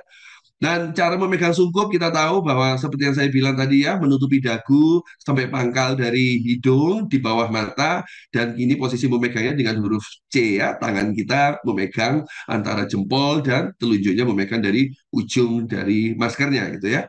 Ini adalah transportasi, tidak untuk resusitasi. Maksud saya memperlihatkan bahwa ini bisa digunakan sebagai resusitasi dan juga transportasi yang mempermudah tenaga kesehatannya, terutama jadi nggak bawa oyong-oyong terlalu banyak alat yang besar atau tidak terfiksasi gitu ya.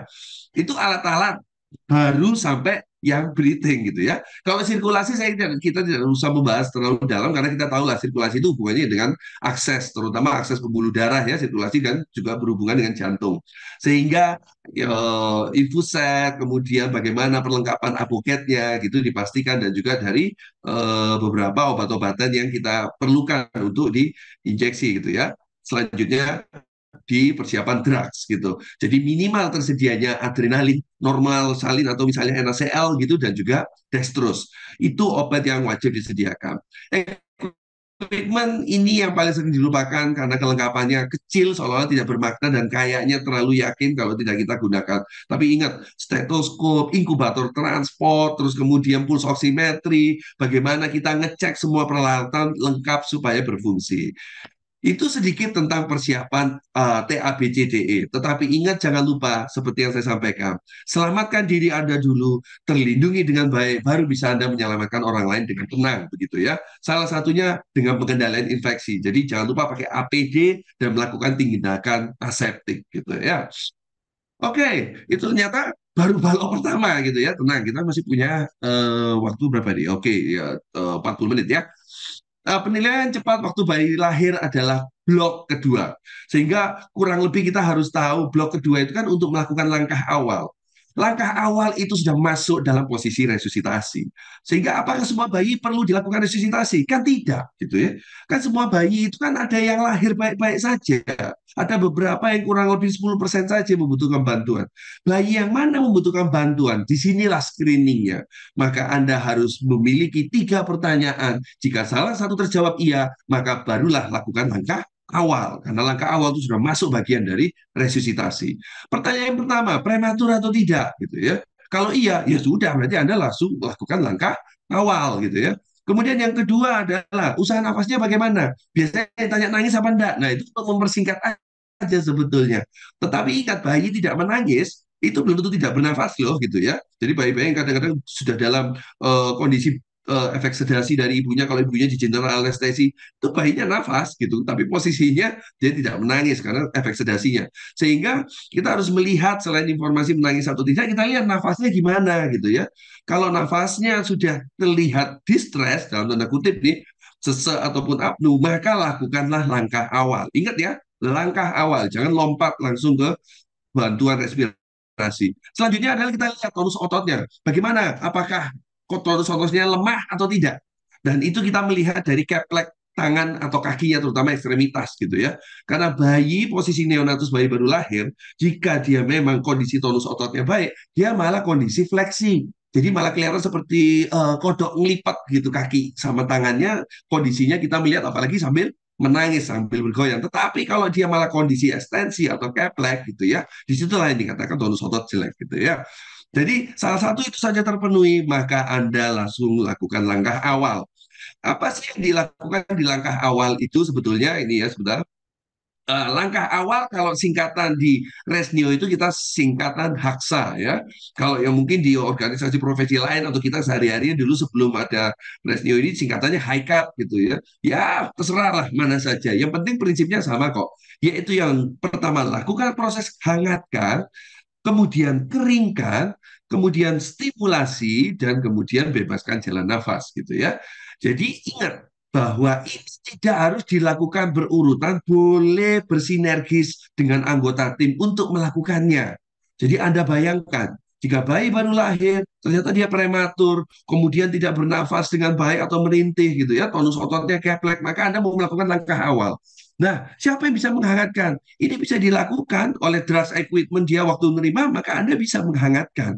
Apalagi kalau bayinya kurang dari 1.500, dia harus menggunakan plastik begitu ya. Langsung ditutup dibungkus plastik kecuali kepalanya gitu ya. Nah, yang bagian dari posisi airway breathing ini kan leader ya. Jadi leadernya ini hangatkan sambil keringkan bisa jadi satu ya gitu ya. Hangatkan dan sambil mengeringkan tubuh bayinya dengan kain yang baru dan hangat loh ya. Dan kemudian kita harus melihat dengan posisi stimulasi itu sebetulnya dengan melakukan hangat dan keringkan dengan secara baik itu sudah seperti stimulasi. Tetapi kalau leader bisa nggak melakukan untuk membuka jalan nafas, salah satunya dengan memastikan jalan nafasnya. Kalau di istilah high cup, dulu kan isap lendir ya gitu. Nah kita lihat aja, dibuka dulu, diletakkan posisinya setengah menghidu ya bayinya di alas resusitasi, kemudian kita lihat jalan nafasnya bagus apa enggak, apakah ada sisa darah, atau ada ternyata kita melihat sisa-sisa mekonel, maka sebelum sampai menghangatkan kerikan, leader langsung bilang, stop dulu, saya bersihkan jalan nafasnya dulu, yang melakukan suctioning. Jadi dilakukan bisa saling membantu dalam satu tim gitu ya. Dan ini posisinya sebagai tiga orang satu tim, lakukanlah secara simultan diizinkan. Tetapi ingat yang terbaru adalah buka jalan nafas ini makanya bukan dipakai istilah isap lendir supaya tidak memancing terpaksa semua bayi dilakukan isap lendir. Isap lendir hanya dilakukan satu jika terbukti adanya mekonial atau yang pekat dari ketuban yang berwarna hijau ya. Atau yang kedua memang pasien dijumpai tidak bernafas dengan baik atau distres berat atau bayi tidak bugar dengan posisi tersebut kita curigai adanya sumbatan jalan nafas kita bebaskan. Jadi isap lendir itu tidak menjadi rutin jika bayinya walaupun ketuban tapi bayinya baik-baik saja atau bugar gitu ya. Terus kemudian yang selanjutnya kita harus paham prinsip-prinsip dalam 1 menit bayi kita harus dalam maksimal 1 menit kita harus sudah bisa selesai melakukan langkah awal. 30 detik itu sebetulnya Anda harus sudah menilai. Karena proses 30 detik selanjutnya adalah untuk mempersiapkan melakukan tindakan bantuan pernafasan gitu ya. Nah, sebelum itu kita harus memahami dulu masuk ke bantuan pernafasan yang seperti apa nanti gitu ya. Ini yang saya bilang sebelum masuk langkah ke bantuan pernafasan atau respirasi blok ketiga, di sini kita harus paham yang mana bantuan yang mau kita berikan. Karena inilah mulai inti dari resusitasi. Kita sudah melakukan langkah awal. Ingat ya, langkah awal itu sebuah tindakan ya. Setiap mulai blok biru, selanjutnya adalah evaluasi penilaian. Blok biru lagi, habis itu evaluasi penilaian. Setiap tindakan selalu disertai dengan evaluasi. Kita lihat nih, dievaluasi, karena mau memberikan kotak bantuan respirasi kan, kalau dia tidak baik-baik saja, harus dievaluasi dulu. Jadi apa yang dievaluasi? Kalau resusitasi, yang dievaluasi yang penting cepat dan tepat. Nggak usah neko-neko, nggak usah kepikiran kemana-mana ke jauh-jauh gitu ya. Yang dinilai satu adalah fungsi nafasnya atau respirasi RR-nya. Yang kedua adalah fungsi kardiovaskularnya atau jantungnya. Paru sama jantung itu kayak orang pacaran, tidak mungkin terlepas gitu ya. Sehingga yang kita nilai adalah nafasnya, yang kemudian selanjutnya adalah denyut jantungnya gitu ya. Dan kita lihat posisi tadi yang di awal saya jelaskan, di saat bayi mengalami kegagalan dalam proses untuk persalinan, dia akan menampilkan tiga. Ya, jadi satu posisinya dia bernafas tapi sesak, gitu ya. Itu perlu diingat ya. Yang kedua, dia tidak bernafas, apnu ya tadi ya, gitu ya. Dan yang ketiga, ini yang kita khawatirkan ya, bernafas baik-baik saja tapi biru, sianusis gitu ya. Jadi tiga ini perlu kita ingat karena bantuan nafasnya berbeda-beda. Beda ya kalau dia sudah bayi nangis, kemudian bugar, terus otot refleks baik, tidak prematur, dia tidak ke langkah awal kan, dia akan langsung ke kotak biru. Jadi kita tidak membahas yang nafas spontan baik-baik dan bugar-bugar saja gitu ya. Nah kita bahas setelah dilakukan langkah awal karena salah satu dia ternyata prematur atau nafasnya nggak bagus atau tonus ototnya lemah jelek. Jadi kan dia memang butuh resus. Setelah dilakukan langkah awal, Anda nilai. Jadi nilai dua itu. Di saat Anda menjumpai satu, nafasnya ternyata tidak ada, atau apnu, dan kalau toh megap-megap dianggap apnu. Jadi tidak efektif bernafas. Ya. Yang kedua, bernafas, dia nafas spontan dok gitu. Tapi sesek alias distress kalau bahasa medisnya gitu ya. Distress nafas gitu. Jadi dia nafas spontan tapi distress gitu ya. Dan yang ketiga adalah di sini ya, pernafasannya, posisinya bayinya nafas baik tapi biru ya. Karena tiga inilah yang menentukan balok bantuan respirasi. Ini ya, saya lihat kan saya crop di sini saya zoom gitu ya. Karena di sini ada tiga kondisi yang kita harus pelajari posisinya karena tiga kondisi tadi ya. Satu, kalau nggak terbaca ya di sini ya prinsipnya, jika bayi tidak bernafas, apnu, maka dia nggak tidak bernafas, maka berikanlah nafas buatan. Karena dia kan nafas, jadi buatkan nafas, gitu ya. Kalau dia nafas spontan tapi di stres, sehingga itu kan berat tuh nafasnya. Nah, jangan dibuatkan nafas, tapi berikan bantuan, bukan buatkan ya, tapi bantuan pernafasan. Ya, kemudian yang terakhir, jika nafasnya baik-baik saja, kemudian dia hanya biru, disinilah yang dia hanya cukup diberikan oksigen aliran bebas gitu ya. Oke, sekarang kita bicara gimana caranya membuatkan nafas gitu ya. Kan dia tidak bernafas atau menggap-gap, buatkanlah dengan namanya ventilasi tekanan positif, VTP. Namanya membuatkan nafas, berarti ada unsur inspirasi dan ada unsur ekspirasi. Jadi carilah alat yang bisa menghasilkan PIP dan yang bisa menghasilkan PEEP. Itu yang jangan lupa ya. Jadi maka namanya Anda sedang melakukan proses bagging. Inspirasi, ekspirasi, inspirasi, ekspirasi. Jadi itulah yang dinamakan kebutuhan VTP jika bayi apnu atau megap-megap gitu ya. Terus kemudian yang kedua, kalau bayinya nafas, dok, dan cuma dia di stres, berarti kan cuma membantu. Nah, dia bisa nafas kan? Nah, dia bisa nafas kan? Jadi kalau bayi sesek, di stres, kita pikirannya berarti dia tarik nafas bisa, cuma karena ini sampai ekspirasinya nempel lagi, terutama bayi-bayi prematur atau parunya kempes di waktu akhir ekspirasi, sehingga dia harus tarik nafas. Nah, jadi dia di stres seperti itu, maka dia hanya membutuhkan PEP, tidak perlu PIP. Jadi Anda bayangkan kalau dia nafas sendiri, Anda kasih PIP, akhirnya meledak, takutnya jadi pneumotoraks gitu ya. Sehingga bayi-bayi yang nafas spontan dan distress, kasih CPAP. CPAP itu hanya setting PEP saja. Dan alatnya jika pakai TP resusitasi, maka cuma cukup ditempel. Tidak ada istilah bagging, karena bukan VTP. Tidak perlu PIP, sehingga ditempel saja alatnya, dipasang, tepisnya, resusitasinya, maka dia akan memberikan tekanan PEP. Jadi itu sifatnya membantu, gitu ya. Nah, ini yang selanjutnya yang terakhir tadi yang saya bilang bahwa kalau butuh oksigen aliran bebas saja diberi oksigen. Jadi bayinya kan nafas baik, cuma sianosis. Gimana tahu sianosisnya? Disinilah ada kotak, nanti boleh di-download tuh di internet banyak sudah bagaimana alur resusitasi di saat usia bayi kesekian menit tercapai nggak saturasi oksigennya.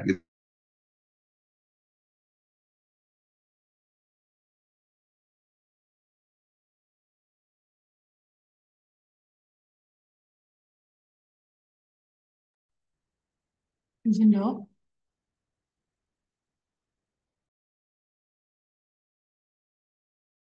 Gitu ya. Kalau paling lihat ini ditempel nggak apa-apa daripada hitung-hitung gitu ya. Usia 3 menit di sini idealnya satu.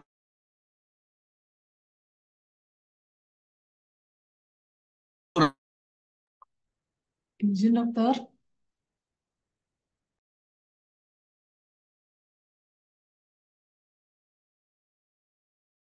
Ya, kedengeran tuh. Sekarang kedengaran Oke. dok. Tadi putus-putus dok.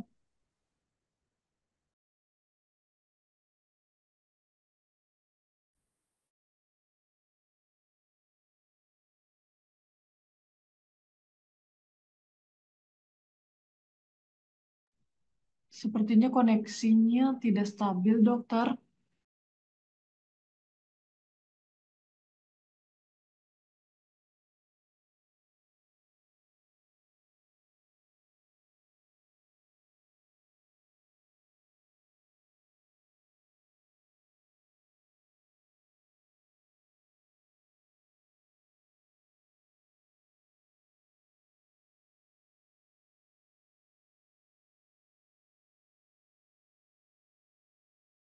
Iya, kebetulan.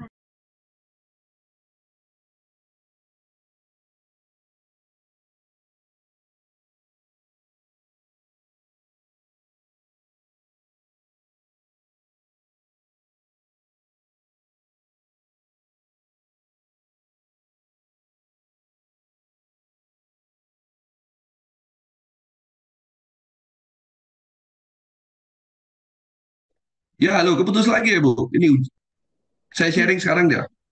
iya boleh Hujan dok. terus sih. Ya. Mungkin sementara videonya di nonaktifin dulu dok. Bisa supaya lebih stabil dok. Ya, ini saya sudah nonaktifkan ya video saya. Sudah keluar ya slide saya? Dokter. Sudah. Oke, siap. Ya, oke. Jadi selanjutnya saya tadi sampai oksigen yang bebas ya. Saya pastikan ulang lagi. Bayi yang bernafas dengan baik-baik saja, hanya sianosis tidak tercapai sesuai dengan saturasi oksigen di usia menitnya yang ada di tabel ini, maka dia diberikan oksigen aliran bebas gitu ya. Tetapi ingat, pada prinsipnya karena tadi saya katakan yang dinilai adalah fungsi nafas melalui respiratori dan kemudian pasangan paru sama jantung, sehingga ada heart rate yang harus kita nilai. Sehingga Bapak Ibu tadi udah bisa membagi di posisi tidak nafas apnu megap-megap, nafas sesak atau distress, kemudian nafas baik tapi biru. Saya tambahkan kriteria untuk heart rate atau fungsi jantungnya gitu ya. Jika yang pada bantuan dari awal itu yang namanya VTP itu ya. Jadi kriteria yang mendapatkan VTP tadi nafasnya megap-megap atau tidak nafas ditambah jika heart rate kondisi kata-kata penyambungnya adalah atau heart rate kurang dari 100 gitu ya. Terus kemudian yang dibantu dengan CPAP, ya, kita harus tahu yang dibantu dengan CPAP jika kata penghubungnya adalah dan ya dan heart rate lebih dari sama dengan 100. Itu kuncinya. Kalau yang ini posisinya sudah namanya bayi, nafas baik-baik saja, ya heart rate-nya pasti bagus, nafasnya juga tidak di stres, tapi biru. Jadi ada kata sambung yang berbeda. Kata-katanya penyambungnya yang menjadi kunci karena angkanya sama kan 100 ya, nanti daripada bingung gitu ya. Kalau yang mendapatkan bantuan VTP nafas megap-megap atau apnu atau heart rate kurang dari 100. Ingat sekali lagi, yang CPAP, pernafasan spontan, distress atau sesak gitu ya. Kemudian kata sambungnya adalah dan heart rate lebih dari sama dengan 100. Apa bedanya? Bedanya kalau penghubungnya atau maka salah satu dari kriteria saja terpenuhi, maka Anda berikan VTP gitu ya. Ingat, jika bayinya ternyata heart rate-nya kurang dari 100, maka Anda berikan VTP karena kata hubungnya adalah atau. Kalau yang dan berarti harus terpenuhi dua-duanya. Kriteria parunya yaitu nafas sesak dan heart rate-nya lebih dari sama dengan 100. Jadi sebagai contoh nih, contoh yang paling membingungkan kan, langsung saya memberikan jalan pintas. Bayinya nafas, dok, distress gitu ya. Distressnya sambil merintih gitu, nggak sampai megap-megap tapi heart rate-nya kurang, heart rate-nya 90 gitu ya. Berarti kan kurang dari 100. Maka kita kasih CPAP.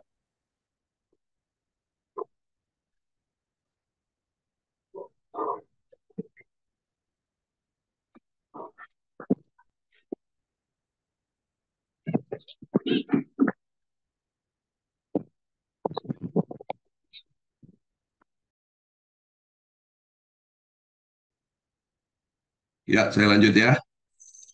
Oke.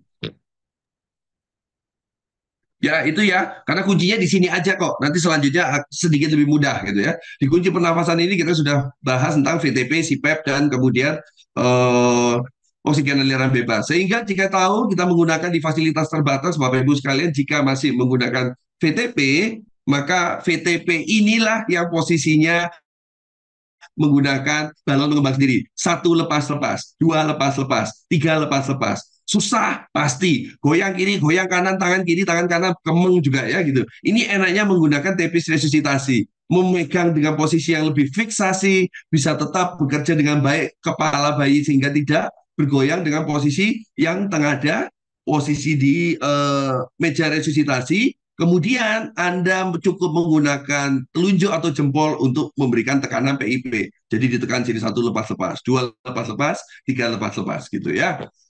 Dan posisi ini adalah ventilasi tekanan positif. Anda memastikan jika melakukan tindakan selalu ada kotak evaluasi. Ingat ya, melakukan tindakan selalu ada kotak evaluasi. Kotak biru, kotak segi 6. Kotak biru, kotak segi 6 ya.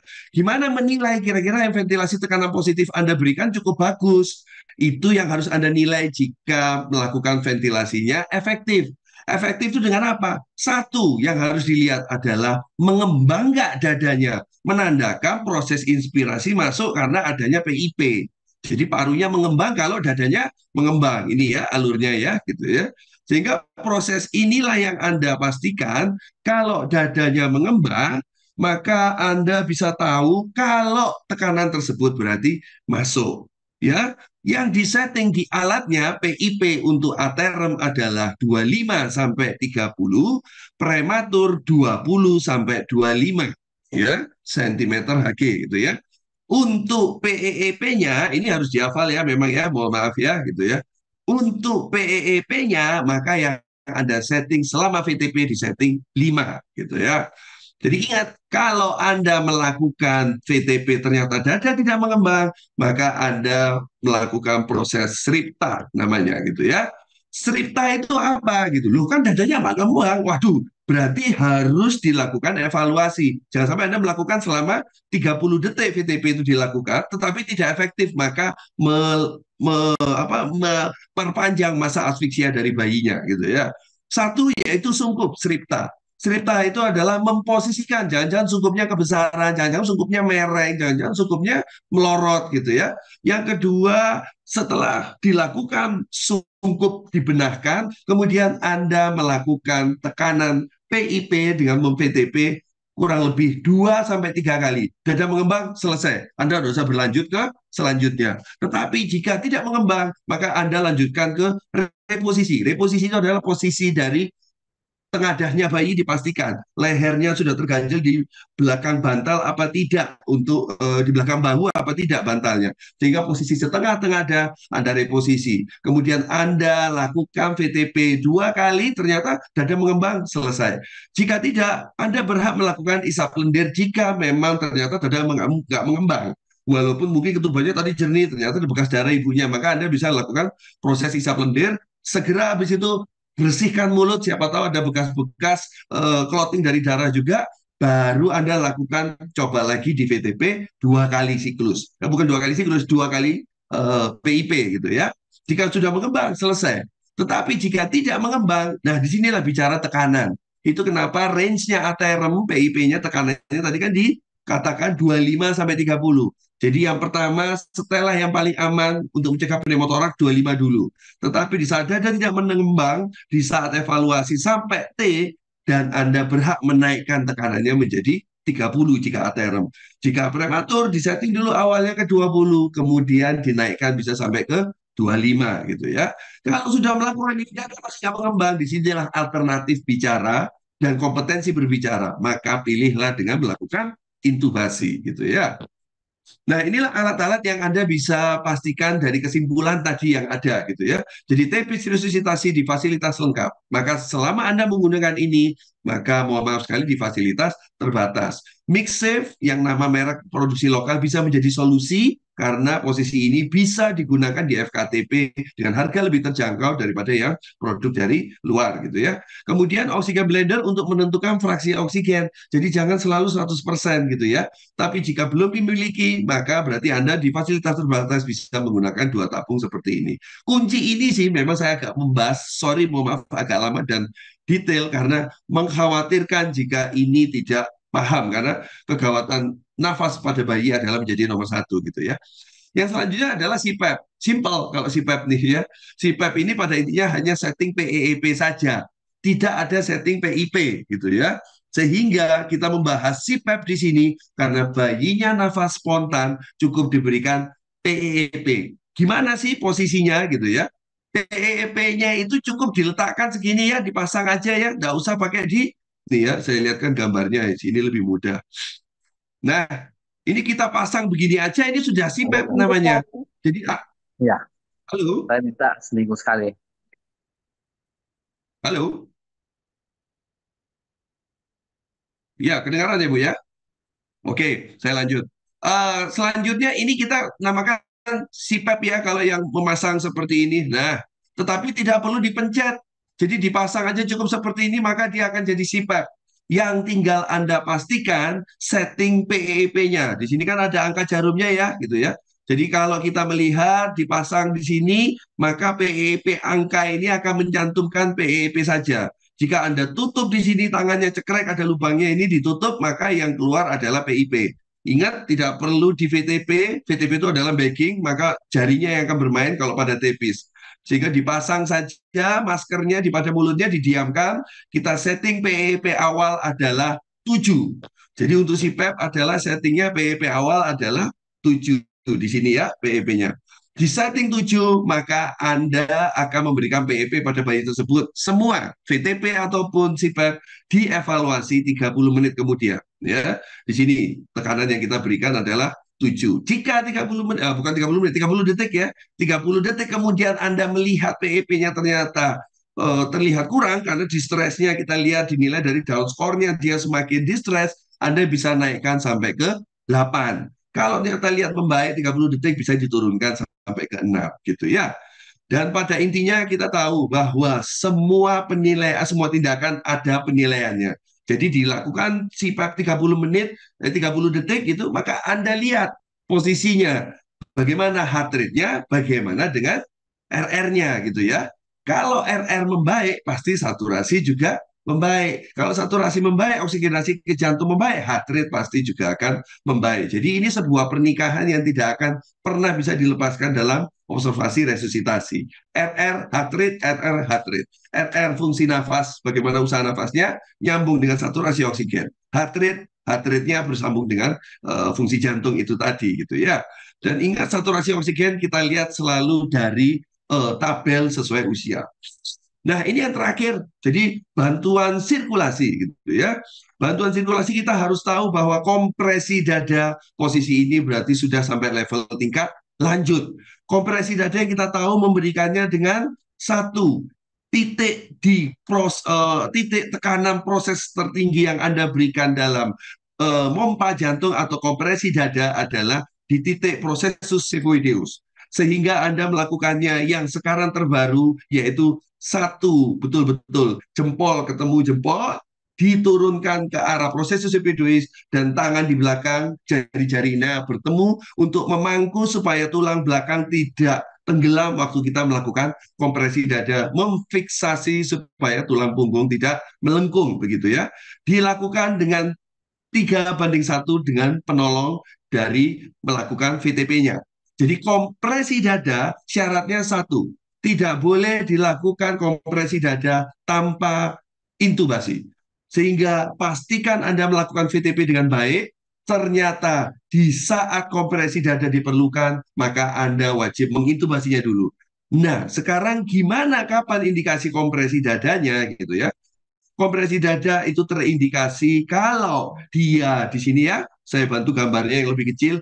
Kalau heart rate kurang dari 60, maka Anda wajib melakukan kompresi dada dan ventilasi tekanan positif alias RJP gitu ya. Jadi ingat, heart rate dianggap tidak berfungsi jika jantung dianggap tidak efektif berfungsi jika heart rate-nya kurang dari sama dengan 60. Sehingga kita harus berikan jantung buatan dengan membuatkan tekanan kompresi dada. Tetapi kompresi dada membutuhkan oksigenasi juga yang kuat sehingga wajib dilakukan VTP dengan terintubasi. Disinilah peran fraksi oksigen 100% yang diberikan, begitu ya. Sehingga waktu melakukan posisi kompresi dada, terintubasi dengan asisten, bagian sirkulasi boleh, bagian trust equipment boleh melakukan VTP. Anda sebagai airway breathing leader melakukan kompresi dada dengan 3-1. 1, 2, 3, tekan VTP. 1, 2, 3 kompresi, tekan VTP. Oksigen 100%, jangan lupa begitu ya. Jadi target saturasi ini sebagai cuplikan saja yang saya mau lihatkan bahwa sesuai usia, saya kira sudah bisa dilihat nanti di download sendiri gitu ya. Kemudian yang terakhir dalam menilai Apgar score, ingat tidak dinilai waktu melakukan resusitasi. Apgar score hanya dinilai untuk membuat pelaporan di saat Anda telah selesai melakukan resusitasi. Jadi jangan sibuk mengejar Apgar skor, nulis sama ngitung di saat sedang melakukan tindakan resusitasi. Di luar negeri maka negara maju lebih bagus sehingga mereka melakukannya dengan asisten ketiga atau orang keempat dalam anggota. Dia yang akan menghitung semua kalkulasi Apgar skor pelaporan setiap detik dan setiap menitnya gitu ya.